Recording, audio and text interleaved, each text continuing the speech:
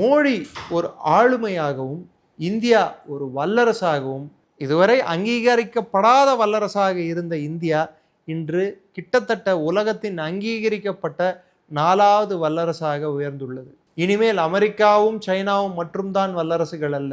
உற்பத்தி திறனில் சைனா, கனிம வளங்களிலும் எண்ணெய் வளத்திலும் Russia, service based sector, manufacturing sector, consumption based எக்கானமியில் இந்தியா, உலகிலேயே விரைவில் வளரும் பொருளாதாரத்தில் ஒன்று இந்தியா, அதிவேகமாக வளரும் பொருளாதாரத்தில் ஒன்று இந்தியா.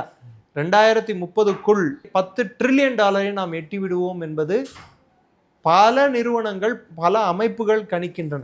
கோல்ட்மேன் அண்ட் சாட்ச், வேர்ல்ட் பேங்க், இது போன்ற பல அமைப்புகள் இந்தியா 2030க்குள் $10 trillion எட்டிவிடும் என்று நினைக்கின்றனர். இன்னும் சில மாதங்களில் ஜெர்மனியை பின்தள்ளிவிட்டு நாம் 3ஆம் இடத்துக்கு சென்று விடுவோம். இன்று நமது மொத்த உற்பத்தி திறன், அதாவது மேனுஃபேக்சரிங், கிட்டத்தட்ட $800 பில்லியன் தாண்டிவிட்டது.